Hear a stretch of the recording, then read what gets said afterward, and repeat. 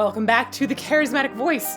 I have seen this song before, but it was a live version, and so many of you keep telling me I have to listen to the studio version. I admit there was a lot of awesome audience interaction in that live version, so it was a bit difficult to get the flow of the song. So, as your humble servant with ears, I will now listen to the studio version of Everlong with a drink. Did I mention I have a drink? I'm pretty excited about this. Guys, this is my first time ever trying a drink pairing. I don't know if you can see that smoke coming off of that, but it's pretty intense. A surprise drink pairing that is going to go with this song. More about this later. Let's get to it.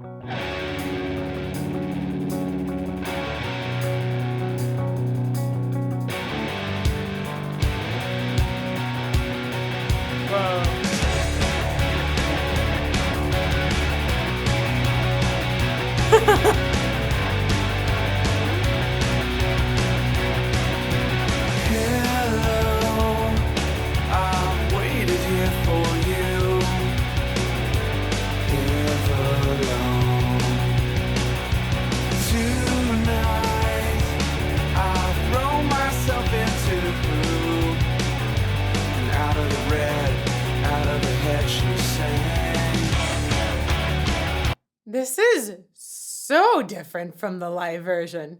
You guys weren't kidding. You were not kidding. Whoa. We get into the song right away. There's a groove right away. And when he's doing the live version, it was so much back and forth with the audience at first. I didn't consider that this one would just come in and sort of sweep me away as it has done. There is so much more smoothness and fullness as well in Dave Grohl's sound, which makes a lot of sense because in a studio version, you can double yourself up a whole bunch versus with it seemed very stripped down how he entered into the live version. This is fascinating. Fascinating. I'm going to go back to the beginning. Here we go. Ooh.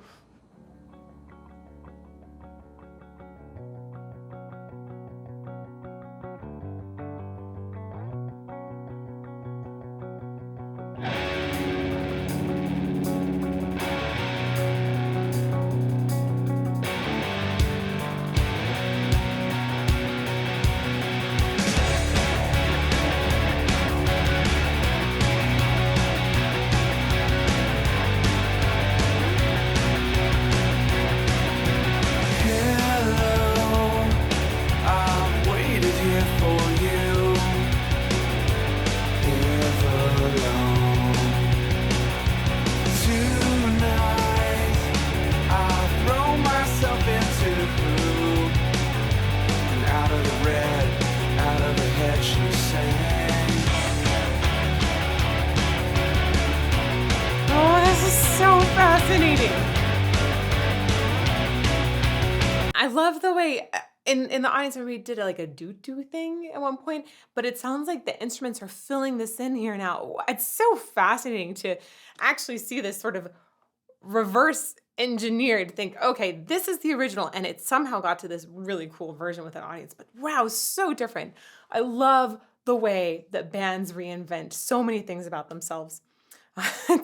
When you have a long career, I feel like you have to continually reinvent and be your most authentic self at any time. I want to go back to the beginning one more time because there's a really cool chord progression that I actually figured out because I was so obsessed with it from that live version.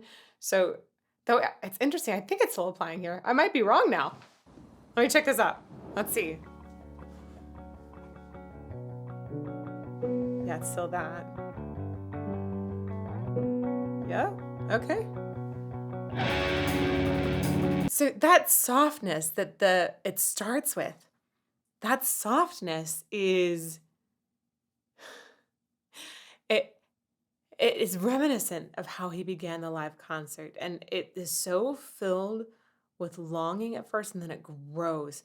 In the concert, it was like left with so much anticipation for most of the performance versus This studio version, it grows on you immediately and then, like I said, sweeps you away. And I think that one of the most interesting things about this is the chord structure. And we're gonna dive into this. The bass line, you've been hearing this. I'll play that along with that intro.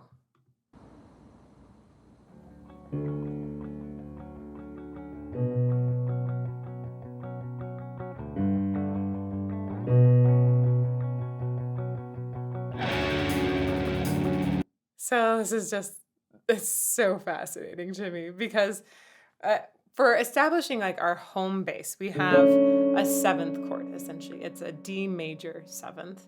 Um, and sometimes we'll talk about this in Roman numerals, though I guess you would just know if I said numbers because one in Roman numeral and one in numeral is the same thing. So one, one, and then we're going up to a B minor.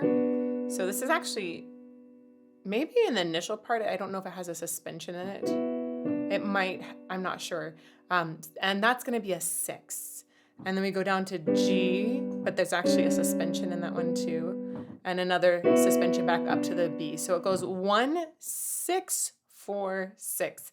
This is fascinating because the return to 6 right before going back to 1, and it loops this chord pattern over and over. That return leaves us feeling unfulfilled. It goes against your 1, 6, 4, 5 pattern or 1, 4, 6, 5, which there's different ways to get there. But we're leaving out the 5 in this equation, and we're adding lots of suspensions, which add tons of extra tension and longing too. I'm going to play those chords underneath here.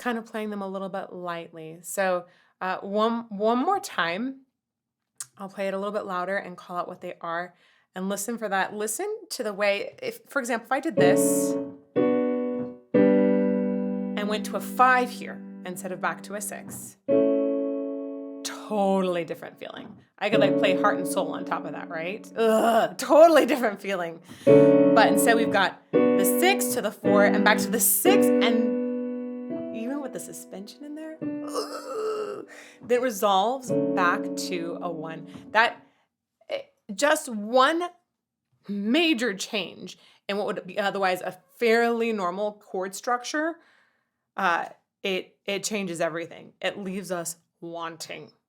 So here we go, one more time. That's our 1, 7. And then that's our B minor, G, back to B minor, and then down to a D7. I mixed the names up there a little bit for you.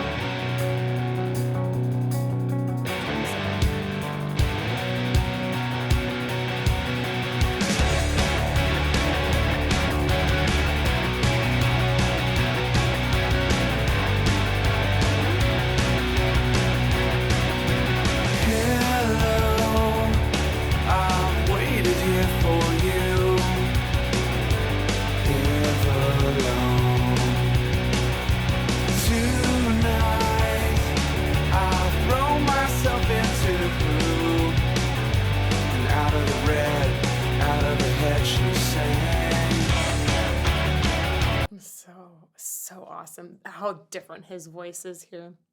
So I talked to him about the fascination I've had with just the chord structure of the song so far. One of the things that makes Foo Fighters and several of the other things I've seen with Dave Grohl in it, one of the things that makes the group so good is Dave Grohl. I've become very interested in his life and his writing. He's just a very inspirational figure, I think, overall. And I think that he aims for something that is more than music. I think that there are plenty of incredible artists out there who aim to be their best in music, who aim to be, they're aiming for incredible performances. And there is something glorious about that. Definitely nothing wrong. I'm not knocking that. There are a very small number of artists and maybe even bands that I think aim differently. They aim to impact the culture, impact the time, and they go beyond their music.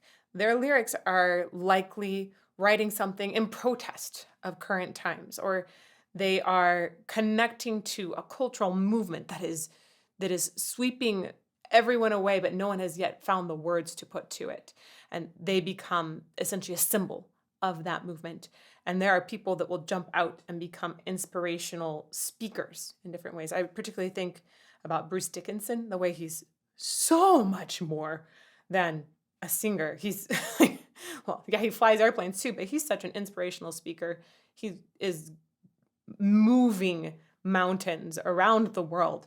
Dave Grohl is one of those people that has just burst out so far beyond his music, and I'm fascinated by his career. I've also been really fascinated by David Bowie recently, who I think really impacts culture in crazy ways. So it's fascinating to hear him in this particular setting and hear his voice. I'm going to talk a little bit more about those qualities. There's one in particular that's very different in the studio than live. Hello, I've waited here for you. Everlong. Tonight, I'll throw myself into blue. And out of the red, out of the head she sang. So just from that much, the thing that is so different to me is the smoothness. It is so much, there's so much more lingering quality about every essence that his voice has brought so far. I also keep thinking of the word smoky. It might be because my drink had some incredible smokiness to it. I invite y'all, by the way, to try and guess what these ingredients are with me. I've been wanting to pair drinks with music for a very long time because I think that when you're drinking something along with a song or eating something, it can bring different elements of the music or the drink or food to the forefront. I think it's a fascinating way to re-experience music or consume something. So I asked Kirk to make me an unknown mocktail for today that he thought might be interesting to pair with the song. The first thing about it that was amazing was smokiness. And now I'm thinking to myself, I never really noticed how smoky Dave Grohl's voice could be.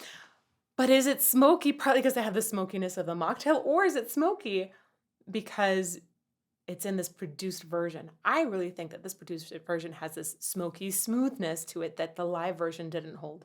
So smoke is going to be the first quality of this mocktail that I bring to this song. Tonight, I'll throw myself into blue.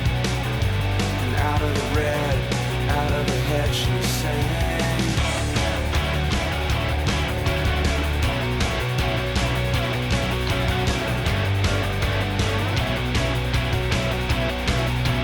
Come down and waste away with me.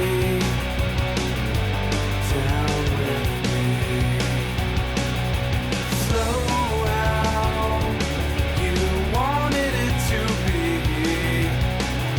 I'm over my head, out of the head she sang. And I wonder when I sing along with you, if everything could ever be this real forever. I this is also wildly changing my view of the song by seeing the official video along with the studio album, because it is it takes itself so much less seriously than I thought it would. That I mean, I've seen from Learn to Fly, I saw a ton of goofiness in there and gotten a sense of their spirit and there's a charm.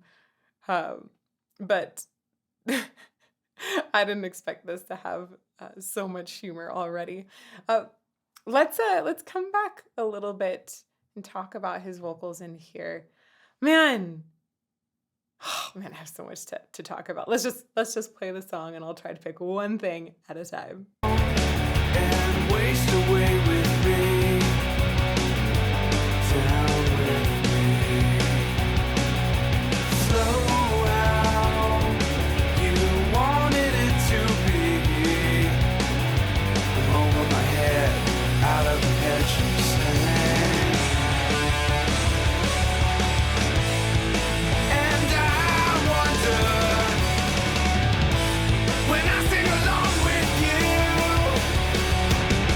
if everything could ever be this real forever. So that's where we finally get some extra edge in here, and I have been presented. Ooh!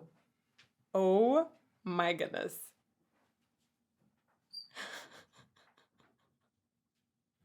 Y'all don't know how special this little bud here is. I'm gonna find a time in this music that is representative of this flower bud and then try it and tell you what it is. This is one of the most incredible ingredients in the world. I kid you not. I really think this is pure magic in a flower bud. Try and guess, if you want to, what this flower bud is. I will conquer it soon. But let's talk a little bit about this buildup right here. Coming back to it so we can get focused. When I sing along with you, if everything could ever be this. So it's so fascinating to me how when he goes up in this register, the voice has, it starts to feel like it's peeling apart. It gets so much extra emotion in it, and it's really because of this drive that I hear entering into the sound. Essentially, we start to hear a little bit of distortion, and it's the distortion doesn't sound to me like it's happening at the vocal fold level. It sounds like there's something above that's essentially adding extra texture to the sound. It's like the fundamental flavor of my drink right now. I taste quite a bit of cucumber in it, and it's wonderfully fresh. But then there's something that's sparkly, that texture. I love how different kinds of flavors and textures can be compared to different kinds of sounds. This texture of those bubbles, of that carbonation, some sort of maybe a Topo Chico, that is like the distortion on top. So you hear a fundamental pitch, and then you hear grit or gravel, bubbles on top, if you will, that are essentially messing with how pure that pitch comes across to us. As Dave Grohl goes higher in this song, he's consistently adding more of that distorted sound. I'm going to be listening for if he does a really super clean one later. But that sort of distortion is something we associate more with grunting or growling, and these are things that tend to be very urgent and have lots of emotion, a lot of maybe packed physicality behind it as well. And I wonder when I sing along with you, if everything could ever be this real forever. Their faces were amazing. Never be this good again. The only thing I'll ever ask of you, you gotta promise not to stop when I say when she sang.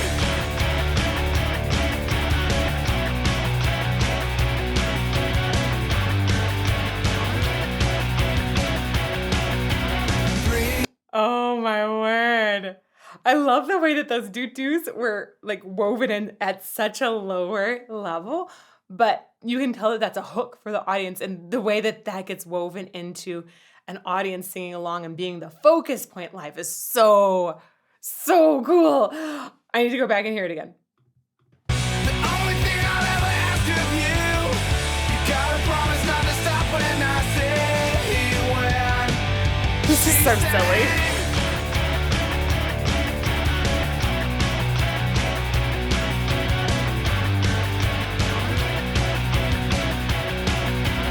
Breathe out. There's like a filter on top of those doo-doos that I think they might be it sort of sounds like it's at the other end of a very strange telephone line. There's definitely been some sort of audio filter placed on top so that they sound like they're distant, yet somehow very present.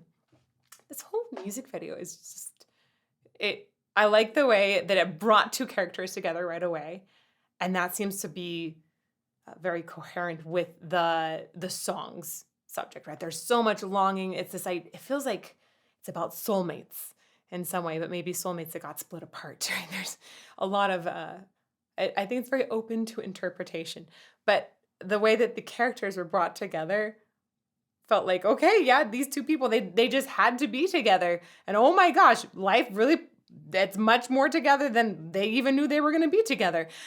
And and then all within that, it's not taking itself too seriously. There's I guess a nice lightheartedness to it that might I have thoughts on that later. Again, later.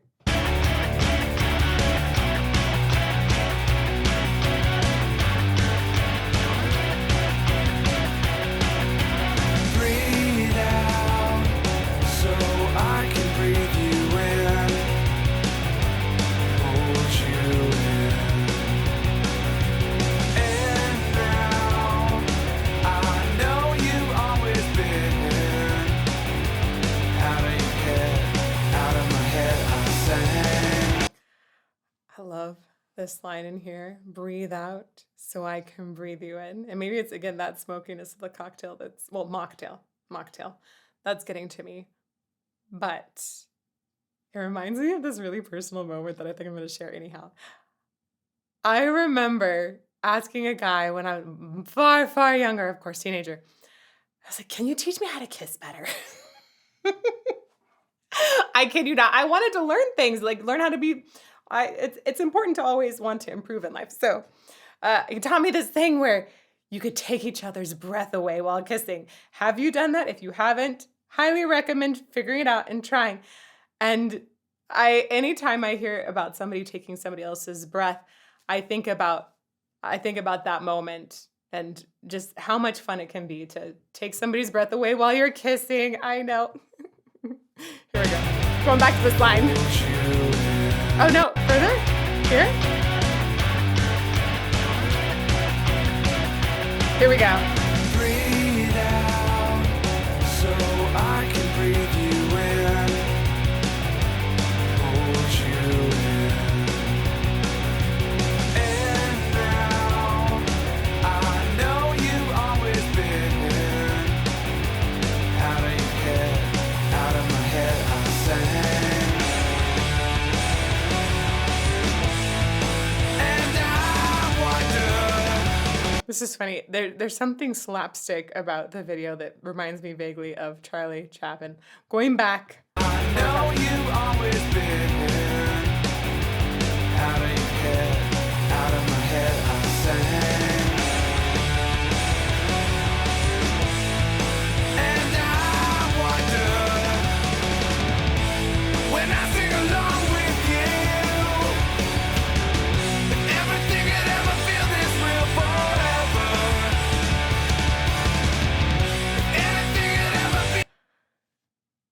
I think that I just discovered something about Dave Grohl that might be one of the reasons he became so famous, though of course I wasn't on that train. I didn't have any idea who Foo Fighters was. But there's something positively steamy about this vocal production line. It is again smooth and smoky, and when I combine it with these lyrics of longing, like it's very romantic lyrics. Was he a heartthrob? Sorry. I'm just gonna be really blunt there. Was he a heartthrob? Like, is he still a heartthrob? I don't know. I definitely keep my thoughts reserved for my husband. So, is Dave Grohl a heartthrob? Is that a thing? Let me know. Let me know. I feel ridiculous asking that, but I suddenly realized, oh, this is kind of steamy. When I sing along with you, if everything could ever feel this real forever,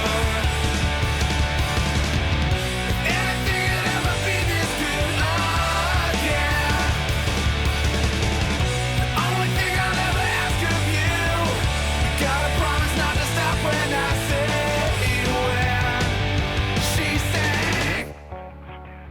Oh, that's cool. It looks like they're communicating in opposite sides of a dream's reality. There's been so many reality flips in this that are fascinating. Um, I am going to share with you what this flower is because it relates to the lyrics in a really, really cool way. And I'm excited about it. This is called a buzz button. Some people call it that. It's called an exploding flower. If we translate it from Chinese, I first had these in Sichuan province in China when I was an exchange student there. Uh, it's a huajiao, which we used to joke sounded like, watch out! Essentially, it numbs the taste buds. So, what you do, and I will give y'all the drink recipe. I'm going to ask Kirk for it. I'm going to get the drink recipe and tell you where to get this. If you want to try this drink along with me and listen to the song, I highly recommend it. I really think it enhances listening and music in a different kind of way. So, sip first. There's something citrusy in there, but I don't know what. Sip first, then you eat the flower bud. Very edible. Oh man, that's a potent one. It's this very strange sensation that starts to happen. Wow. You're supposed to rub it all around your mouth, okay? It numbs everything, creates this tingling sensation, and it makes it so your taste buds change. I know there are other properties out there that can do this. Oh my gosh, so much tingling. Wow, that was a good one. I've never tasted smoky with a buzz bud before. Whoa. It's like almost creamy. Wow.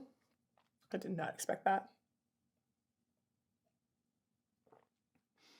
So here's the reason I'm equating it to this song and what I think it was intended for. Again, Kirk had a really fun idea, I think, with pairing this one. If anything could ever be this good again, if everything could ever feel this real forever. I love those lines. How do you make your life feel more real at every moment? Some people use drugs, right? Some people use buzz buttons. I love personally journaling, exercise, going and smelling the flowers every day. Just appreciating all of the little moments because that is very, very real. I love the way that something like a buzz button, super healthy, totally fine, by the way. Buzz buttons take your perception and essentially reset it. They're like, hey, let's change your taste buds entirely, give you a different reality. I think that this song, in ways that I did not expect it to, in ways that the drink is sort of presented to me as well, it seems like it's about what is real and how much of reality is in our heads, how much of reality is in what your taste buds may be at one moment and then not the next. Let's keep going. Only thing I'll ever ask of you, gotta promise not to stop when I say when she sang.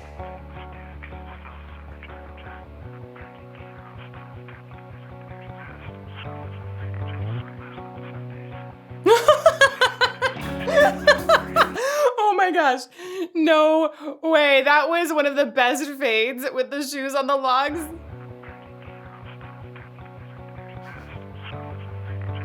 It's so good. It's the exact same pair of shoes. I love it. Are those logs tied together? Oh. The logs became nunchucks. Was that Donatello? Which one had the nunchucks? I don't remember.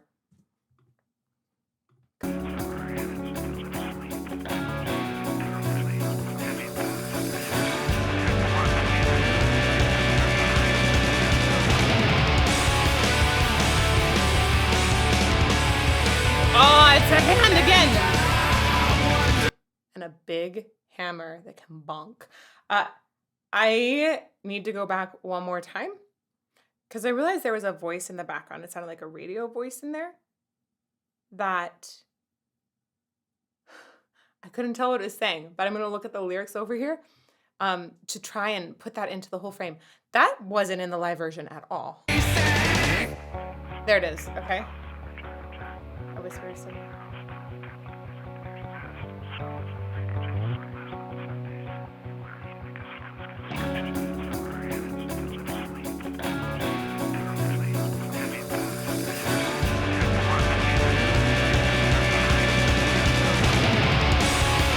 All right, I think that that is really, really hard to understand. So I'm going to read what those lyrics that are being whispered are. It said, "So dad would take the Sundays off, and that's the only time he could ever get any rest. And so, because we were loud on Sundays, he'd make us hold his construction boots over our head till we'd sleep. And they were really heavy boots. And I used to say, 'Dad, come on, please,' and like start crying because they're too heavy." I'm really not sure how it all relates. I think there's like little essences of themes I could pull up and maybe relate it. There's probably some better way to relate that I'm totally missing that should be right in front of my face. I'm going to rely on you to tell me in live premiere and comments, please. The only thing that really did relate though was the construction boots. I think that might have been timed with the pink boots. Maybe, possibly. Interesting.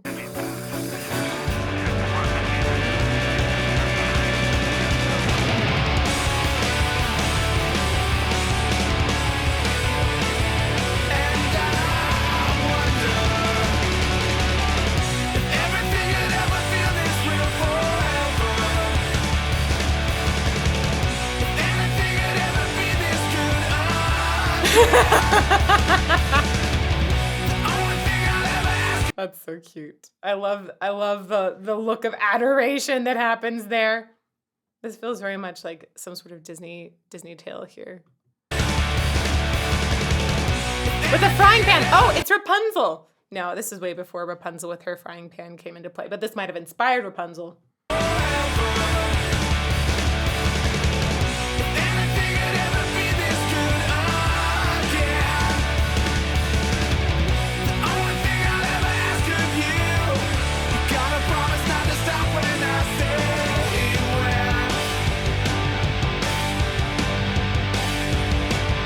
Oh, in the other dimension.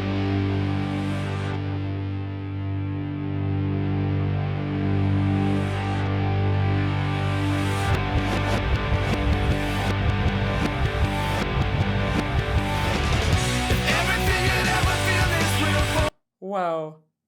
Whoa.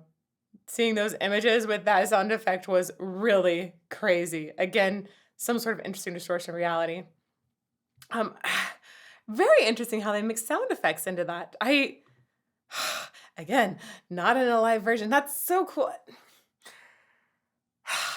Live versions and studio versions should be judged separately. I think that there's a ton of value in listening to both on their own. I think that there's a ton of value in, and also changing up which one you listen to first. Because it can really shift your idea about a song and a singer who's behind the music. In a studio version, we essentially have what the ideal dream of the song would be for the band at this time. And then live versions, especially when we get them years and years later, are an evolution that's happened. And instead of being a song that's really put out there, it's a song that's much more engaged with an audience. And it's also really going to show how a singer supports themselves on stage while performing live. They're very, very different beasts. It's so fascinating. Thank you to everybody who suggested that I go back and do this studio version for y'all here.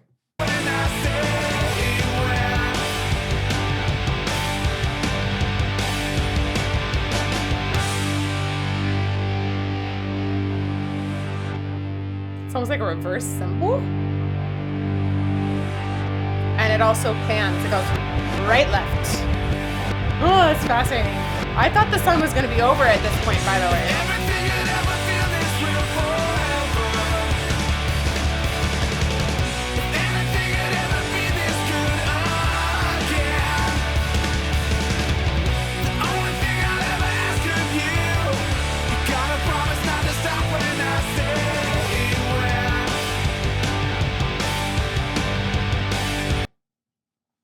I don't want to know what y'all relate these lyrics to, because I think a lot of people are gonna relate them to a relationship. But I think that they can be related to so many different things in life. Um, Addiction, for sure, overcoming adversity. There's a lot of ways you can relate to these lyrics. So I want to know how you relate to them. Please, please tell me. I'm going to come back one more time. Just really think about that. And if you are willing to, please share that with me. Oh, let's go back further. Last chorus. Here we go. With the drink. Everything you'd ever feel is real forever. Anything you'd ever be this good again. The only thing I'll ever ask of you, you gotta promise not to stop when I say when.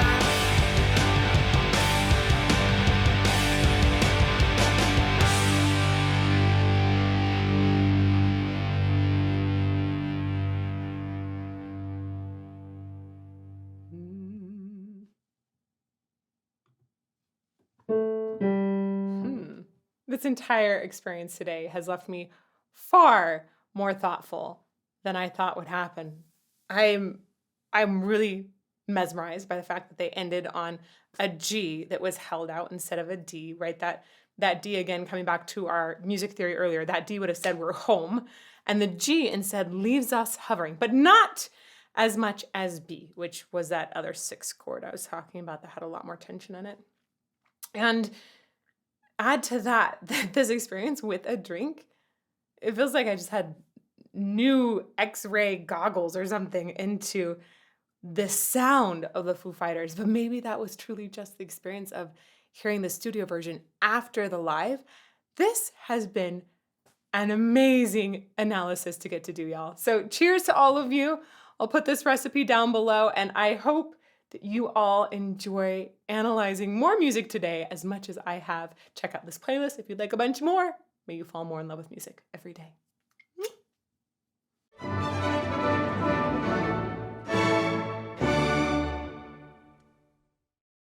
Oh, I was gonna take a sip for you. Can I take a sip for you? Oh, hold on. Oh my All right, God, take a it's sip. so smoky.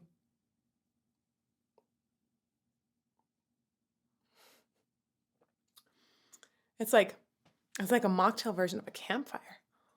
But Melanie? Whoa. Oh my God, that's fascinating. Okay,